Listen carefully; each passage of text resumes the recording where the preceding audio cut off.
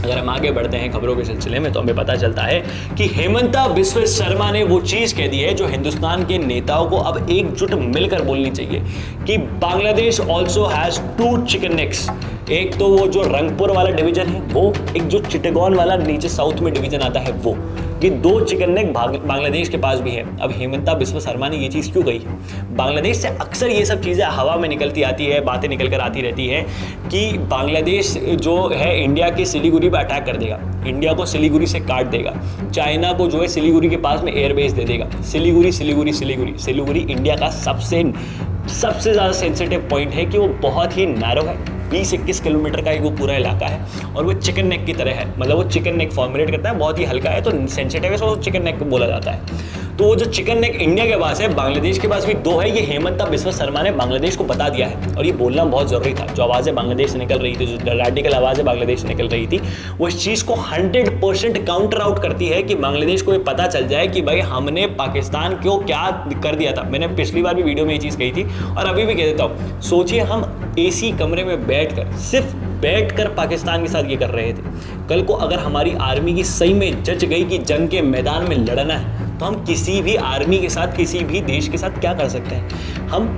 हमने एक बहुत अंदर ही एक धारणा बैठा ली है कि हम जो है खुद को अंडर एस्टिमेट करके बैठे हैं। हज़ारों सालों की गुलामी हो गई, फिर उसके बाद जो है हमने इस तरीके से समाज को हमारे डेवलप कर लिया कि हम खुद को अंडर एस्टिमेट कर देते हैं। हमें खुद को अंडर एस्टिमेट करने की ज़रूरत नहीं है। जज्बे की बात आ जाए तो हिंदुस्तानी आर्मी से बड़ी कोई आर्मी है ही नहीं, कोई बढ़िया आर्मी है ही नहीं। और इस चीज़ को हमने ऑपरेशन सिंदूर के अंदर डिफाइन आउट किया। मैं किसी भी सरकार नेता की तारीफ नहीं करूँगा, उनका काम है ये कार्य करना, लेकिन इस देश की आर्मी के अंदर ये कैपेबिलिटी है कि जब उनको एक ग्रीन सिग्नल दिया जाए तो वो क्या कर सकती हैं, वो ये चीज़ बता दें।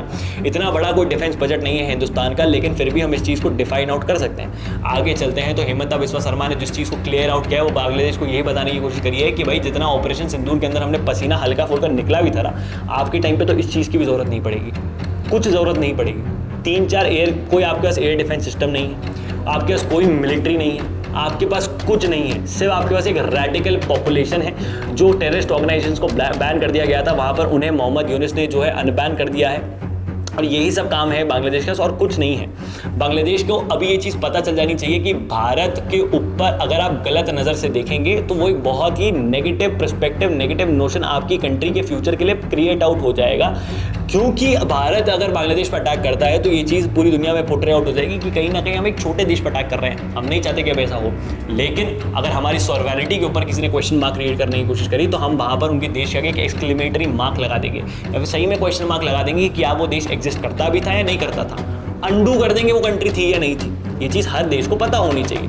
बांग्लादेश के अंदर अगर आप आगे बढ़ते हैं तो मोहम्मद यूनुस ने अब ये बोल दिया है कि वो जल्द इलेक्शंस करवाने वाले हैं। क्यों बोल दिया है? सीधा सा कारण है, पिछली बार भी हमने वीडियो के अंदर इसको क्लियर आउट किया था कि मोहम्मद यूनुस के ऊपर बहुत बड़ा प्रेशर है। वो बांग्लादेश में कुछ नहीं कर पा रहे, उनके हाथ में कुछ नहीं बचा। उनको लग रहा था जो बाइडन वापस से जीत जाएंगे, जो बाइडन हार गए। जैसे जो बाइडन हारे वो चाइना की तरफ बढ़े, चाइना ने भी लात मार के वापस भगा दिया। ट्रंप की तरफ जाते हैं, ट्रंप तो लात मारते ही रहते हैं उनको।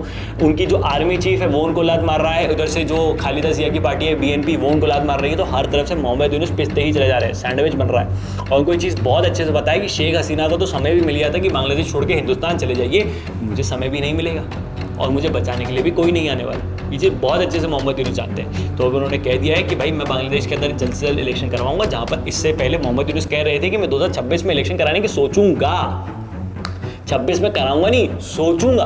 वहाँ पर अब बांग्लादेश में मोहम्मद यूनुस कह रहे हैं कि मैं जल्द से जल्द यहाँ पर इलेक्शन करवाऊंगा। तो ये सारी तमाम खबरें आज के दिन की आपके सामने हम तर्कवाद के थ्रू लेकर आए हैं। अब आप लोगों की क्या राय है नीचे कमेंट बॉक्स में लिख के बताइएगा। इस वीडियो को शेयर करें, ज़्यादा लोगों तक पहुँचाएं। जय हिंद, जय भारत, भारत माता की जय। हाँ, पानी बचाएं।